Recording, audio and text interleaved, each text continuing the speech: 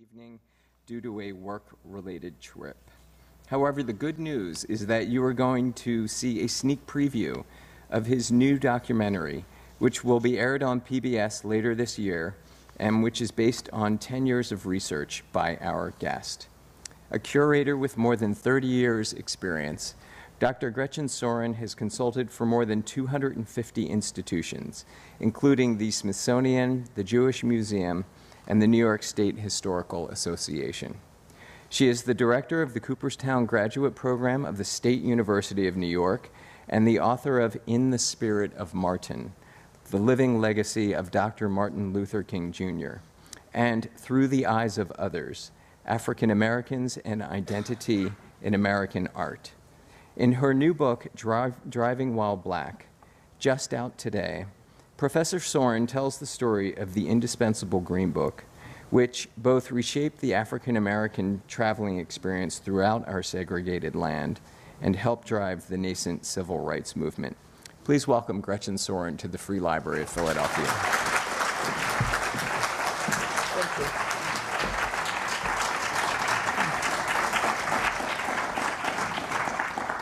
Good evening.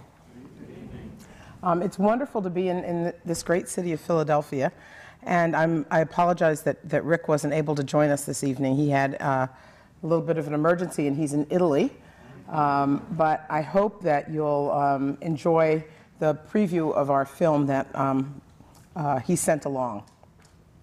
So I'm going to talk, I'm sure many of you have seen the Green Book movie, and I'm going to talk this evening really about something, a broader story. And that story is about the automobile and the role that the automobile played in African American life. I'd like you all to think about how important your mobility is to you. How important is it that you're able to travel where you want to, when you want to? How important is that to American liberty? The ability to travel freely is something that all of us in this room take for granted. But if you think about the role that that mobility played for African Americans, for very much of American history, African Americans were prohibited from traveling freely. Travel and the idea of journey is central to the African American experience. The ordeal of the Middle Passage and enslavement begins the journey for African Americans, and it's central to what it means to be black in this country. But the idea of travel is about forced travel. This is a pass, a slave pass, and it says, "Please to let Benjamin McDaniel pass to Dr. Henkel's in Newmarket, Shenandoah County, Virginia, and return on Monday or Tuesday next to Montpelier for Mrs. Madison, June 1st, 1843. So African Americans traveling had to have passes. They had to have permission. Freedom was so important to many enslaved persons that they ran away. They stole themselves and exercised their freedom of movement. Excuse me. I have a 5-year-old granddaughter, and she's given me the kindergarten cold.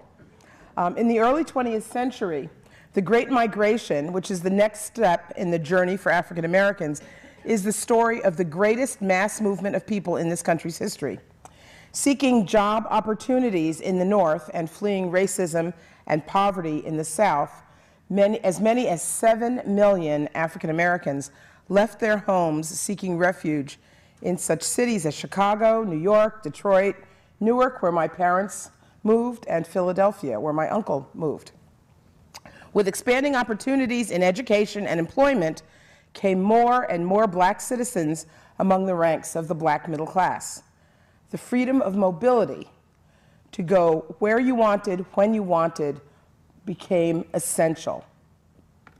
But it also came to mean the ability to avoid the indignity of the Jim Crow bus and the Jim Crow railroad car. And here is a Jim Crow bus. In the first half of the 20th century, behavior and etiquette for African Americans was prescribed by geography and by custom. If you were from a particular place, you knew what the rules were. The rules changed from place to place throughout the United States. Each state had its own rules. Each community had its own expected etiquette. Emmett Till didn't know the rules of racial etiquette, for example.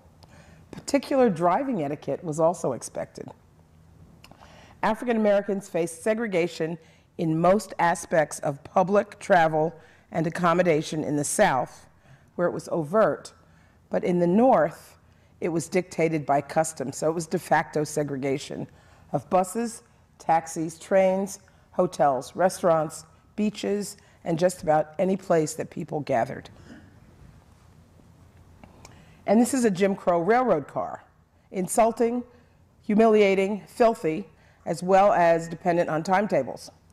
Although they were only supposed to run in the South, many of them ran in the North as well, and African Americans, even if you purchased a first-class ticket, were often expected to go into the Jim Crow car. This is a Columbia and Gulf Railroad car from 1929.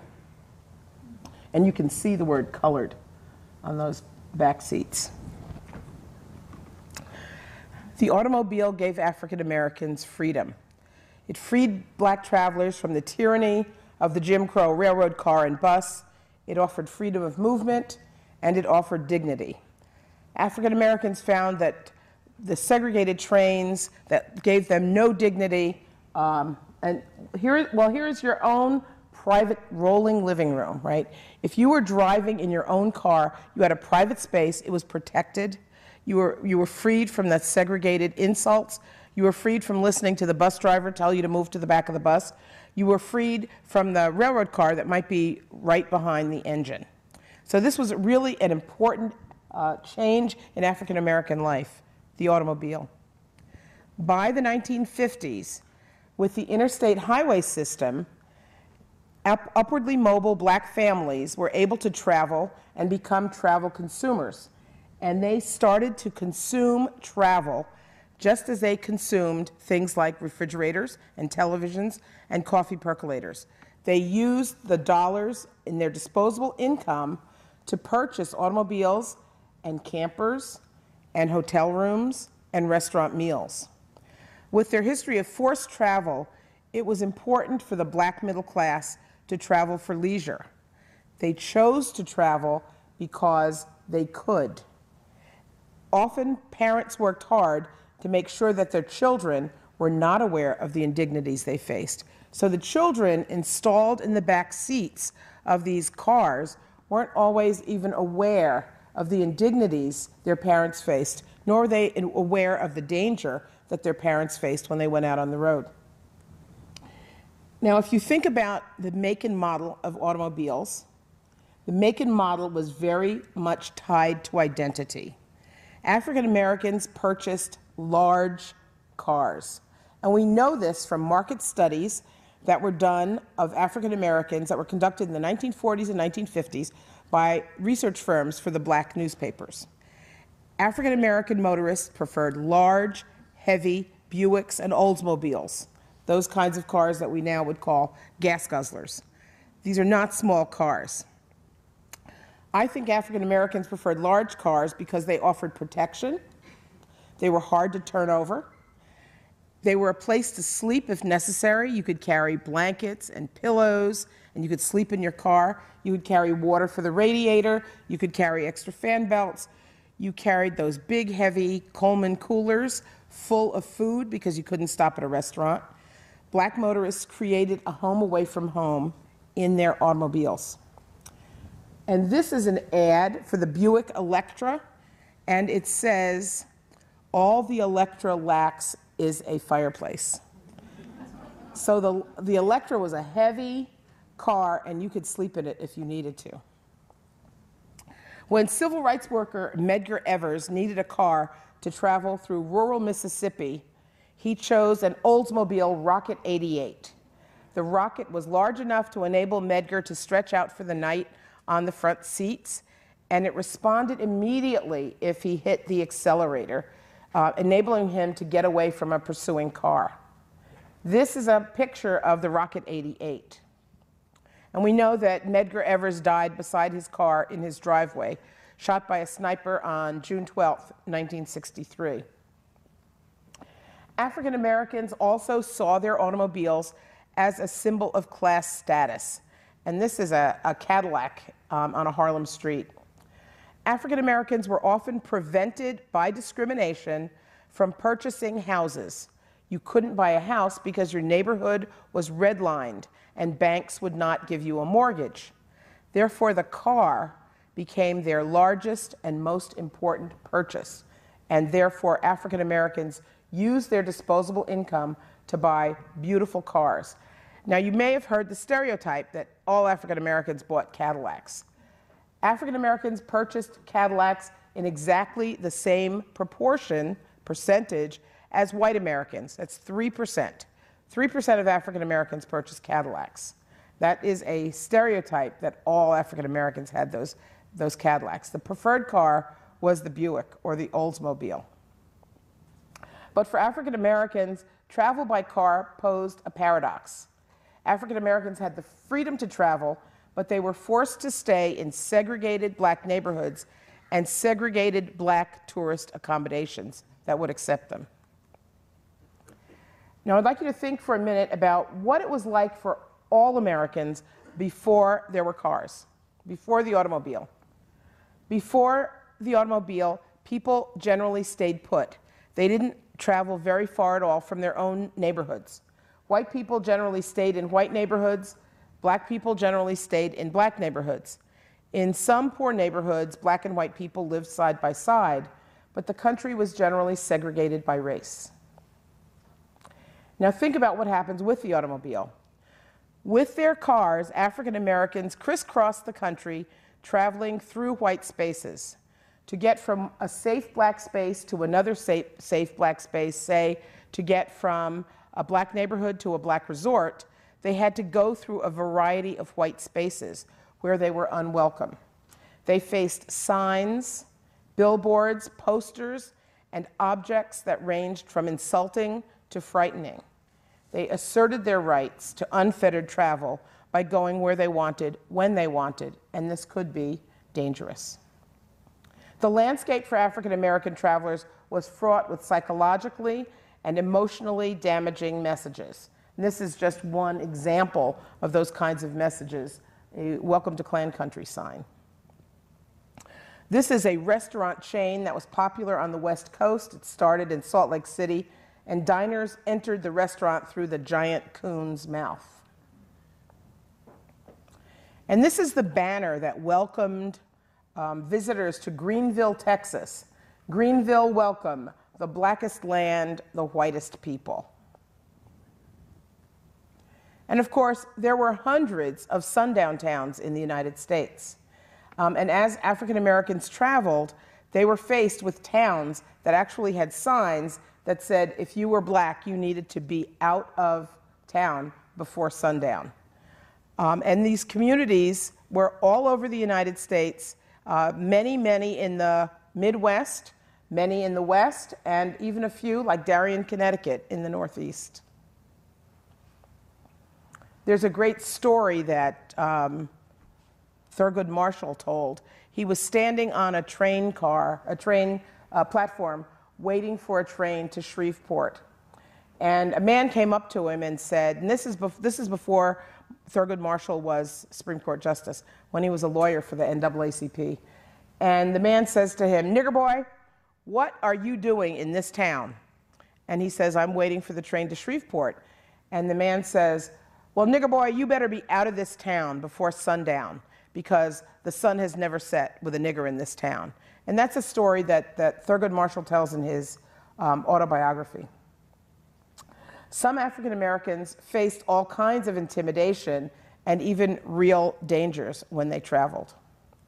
And this is a fair in Colorado. I have to wonder, why were they wearing these outfits on the Ferris wheel? So African Americans often depended on travel guides, like the Negro Motorist's Green Book, which was produced in New York City. Now, how many of you have heard of the Negro Motorist's Green Book? Many of you. And how many of you have heard of all the other dozens of travel guides that existed? there were many different travel guides for a variety of audiences. If you were a part of a church group or a fraternity or a sorority, there were guides that found special housing for you. There were guides for show people. There were many different guides, and in the back of black newspapers and magazines, there were travel guides as well. So the Green Book is the most long-lasting of the African American travel guides, and the reason it was so long-lasting was because of their relationship with Standard Oil, which is Exxon, or formerly Esso, gas stations. Esso was owned by Standard Oil, and they saw African Americans as a market. And they had enlightened self-interest. They thought, these people have money, and we would like to get some of it.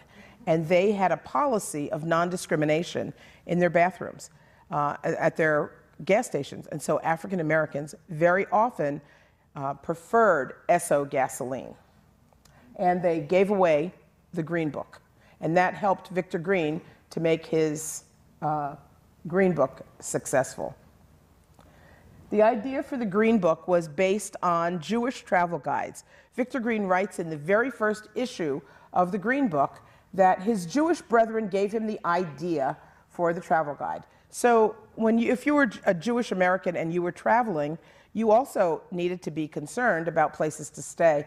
Very often, if you called a hotel and said your name was Schwartz or your name was Rubin, you would find that suddenly they had no rooms available. So Jewish newspapers and there were Jewish guides that told you places that you could stay and places where you could observe the dietary laws. Green really believed that travel was fatal to prejudice. He believed if people went out across the country, it would help to defeat prejudice in this country. And this is a quote from Mark Twain from The Innocents Abroad.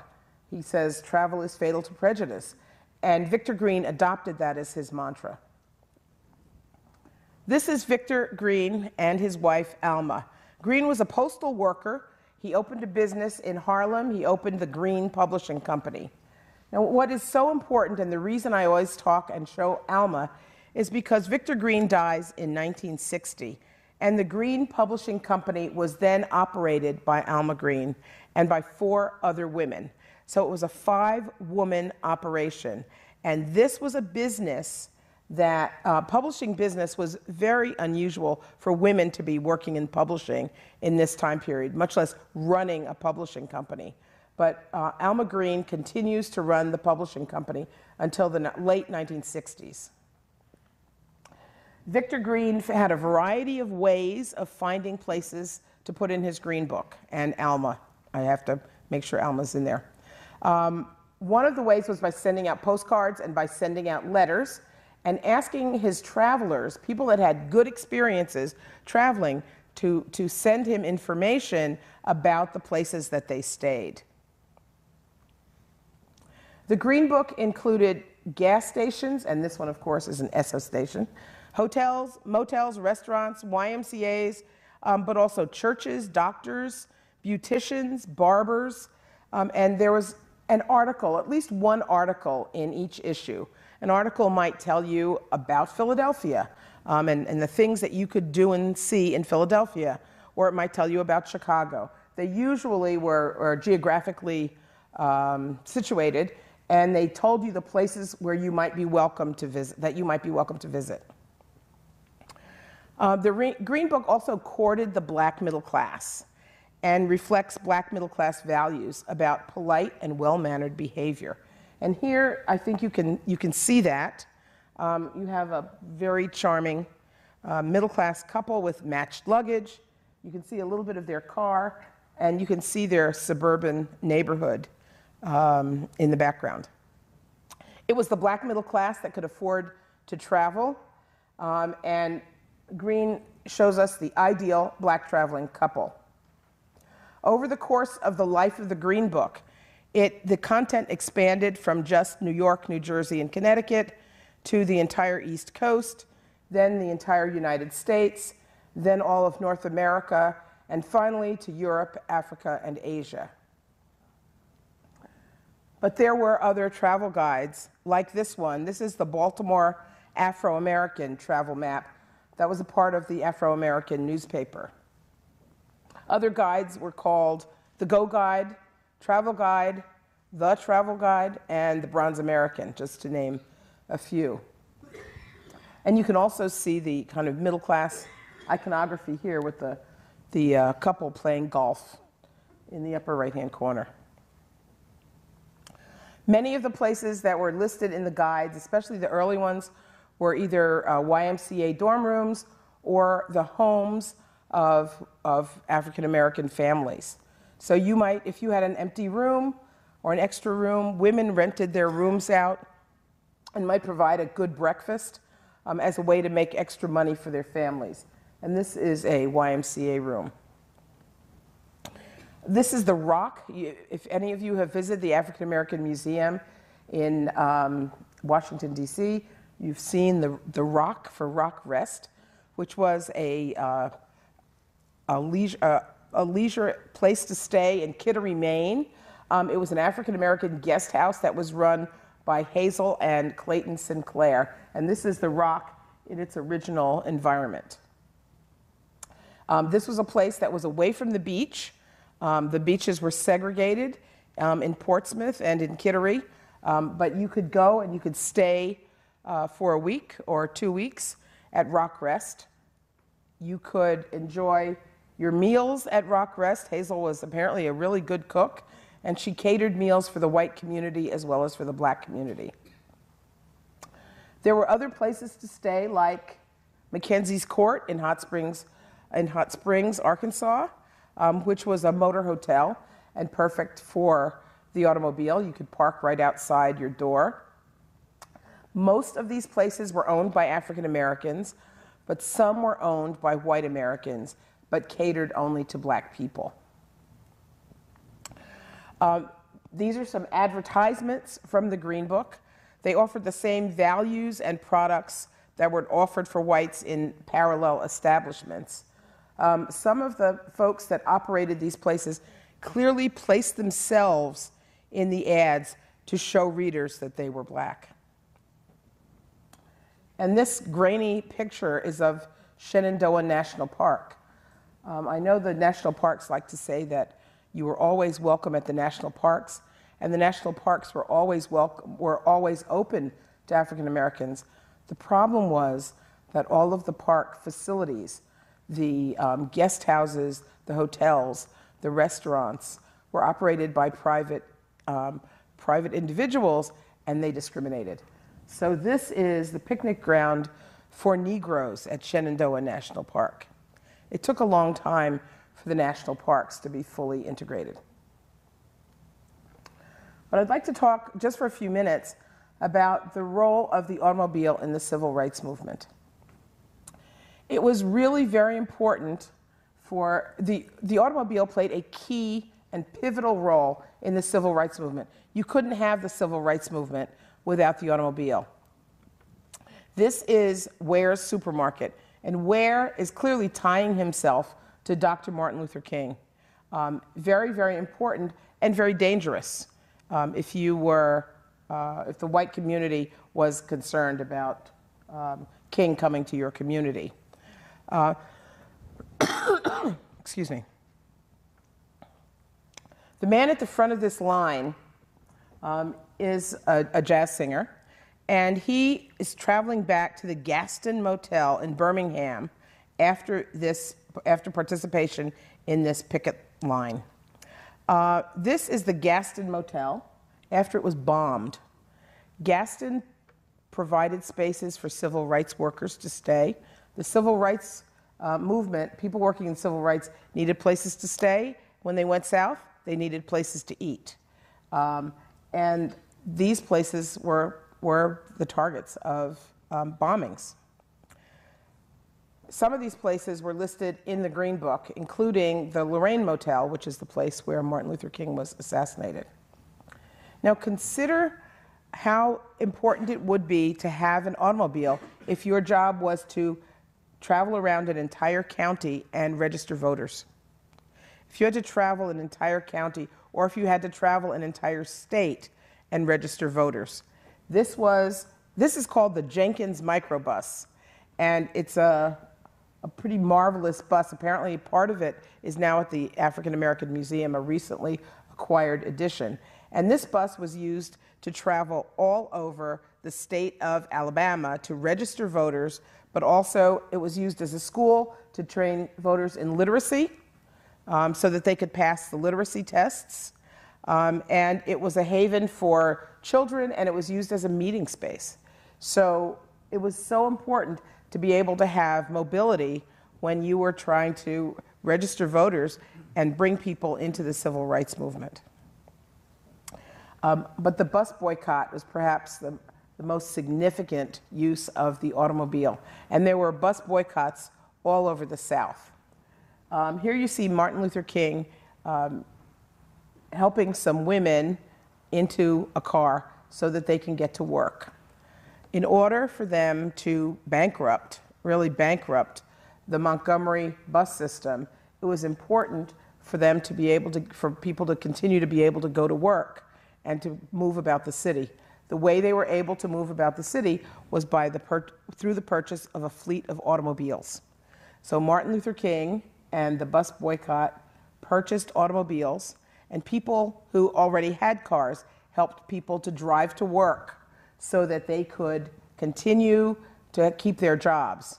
And they were able to cut the bus revenue by 69% and still keep their jobs, but only because they had automobiles to take people to work.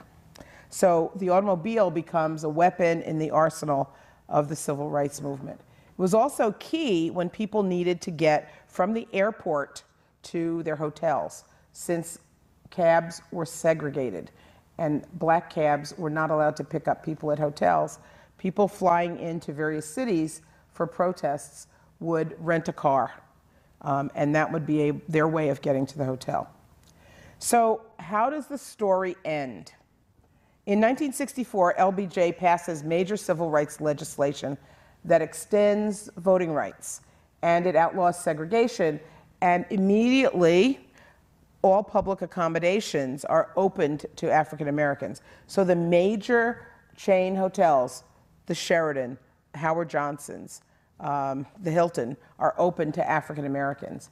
And because they can stay at those places, they do stay at those places. So the question I have is, does this story end? Or does it remain an issue in America? And this is Philando Castile, who was murdered in his automobile by a Minnesota police officer in 2016 in Falcon Heights, Minnesota. And the officer was acquitted of manslaughter because he was simply, he said he was afraid of Philando Castile simply because of the color of his skin. This is a cartoon by Stuart Carlson, who is the former editorial cartoonist for the Milwaukee Journal Sentinel. And it's funny, but it's also not funny. So I guess the question is, are we still in this place? Has this story ended, or does it continue? And how do we address the problem that we have now with African Americans and the automobile? The Green Book goes out of business, and the black hotels, the irony is the black hotels gradually lose their clientele, and the large chain hotels flourish, but the black hotels go out of business.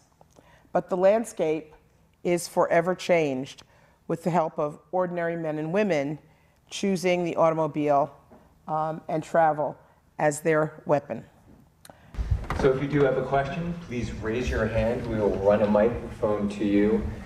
Please ask your question in the form of a question. I saw there were a number of them. We're short on time. Gentlemen off to my left. Was that little girl trying to open the car door, was that you? She looked like it was. It was? Yeah, it was. I thought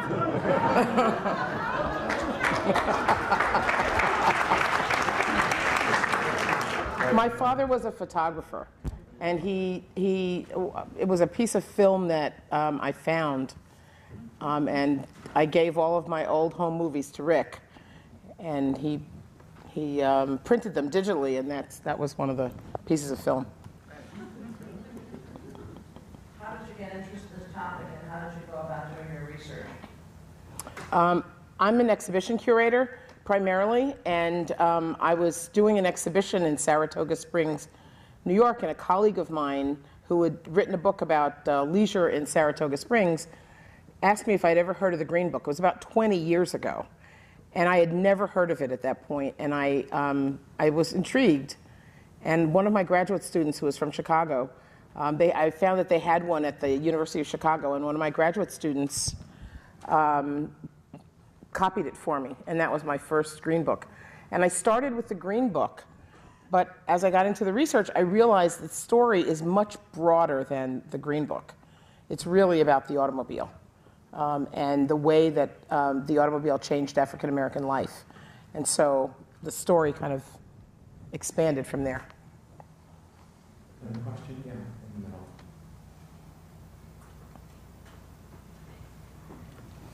middle. You said the Green Book was at gas stations for free. Is that right? Some of them were given away for free, and others of them were sold for $1. How did they make money? Just through selling those, or did the oil company underwrite them? Green sold them, and he sold them out of his Harlem office. And in some places they were sold. But Standard Oil purchased them. Standard Oil had a contract with Green to buy thousands of copies.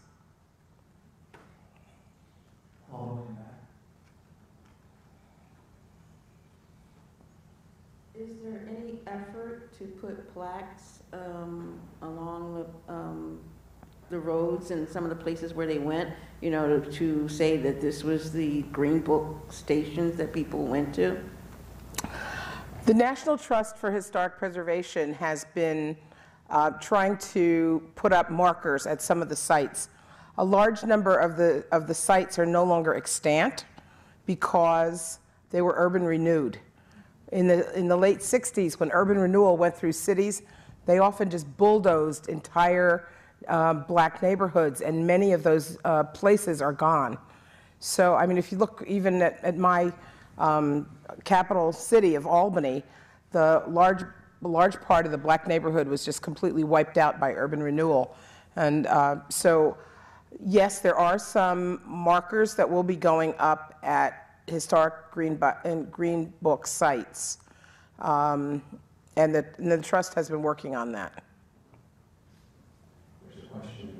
1, 2, 3, 4th row here. I want to thank you for writing that book. I lived that experience. I want to know if many of the things that you've collected will be part of a permanent exhibit someplace. That's a good question. I think that the film is going to premiere in Detroit, Motor City, and Detroit Historical Society is going to be doing an exhibition on, I'm not sure if it's going to be on automobiles, on travel, on the Green Book. Gretchen, do you know the name of the Jewish Green Book? And is there a book, or are there books about it? So the research that I did, and I actually had a Jewish historian helping me on that because I couldn't find anything. And there's a small volume called the Daily Kashrut, and it was a publication that basically told you how to observe the dietary laws and what you could eat. You could have Borden's, you know, this, or you could have Hershey's chocolate, certain things that were kosher. And in the back of that, there was a listing of places to stay. And that we decided was probably the guide before the guide that you and I were talking about that came out in the late 50s or early 60s. Another question from the audience. Yeah, right here, if we can get a mic to the lady. I bought a modern copy of the Green Book thinking that we could travel south and maybe learn something more. Mm-hmm. And but the modern one, the reprint, is only of what the states have now and not really where you could go and learn something. More of what the state's laws are in terms of racial equality, rather than what it was in the past. I was looking more of something from the past. You can actually buy reprints of the original Green Books, but they're also on the New York Public Library website. If you just type in New York Public Library Green Book, they'll all pop up. We have them in our collection here as well.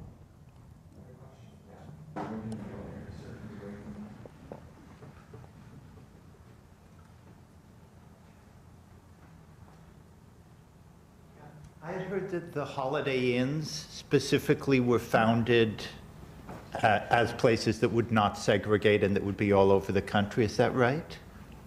I don't know the answer to that. But wouldn't that be lovely? A few more questions. There was an increasing number, as we get into the late 60s, there were an increasing number of people who were looking for integrated accommodations. I don't know the specific history about Holiday Inn. I'll look it up, though. But I do know that there was an increasing interest in integrated accommodations, and some liberal Americans, white Americans, were seeking those places that were integrated.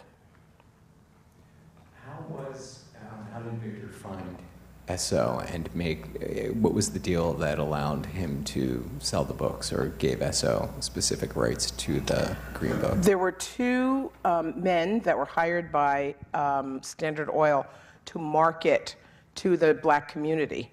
And both of them found that when they were traveling for company business, they had to use the Green Book. And that led to a relationship between Standard Oil and the Green Book. Is there an allegiance now among African Americans to shopping at Exxon? Is it known or unknown? So. Or? I think it's probably forgotten. Yeah. Okay. Wherever the gas is least expensive.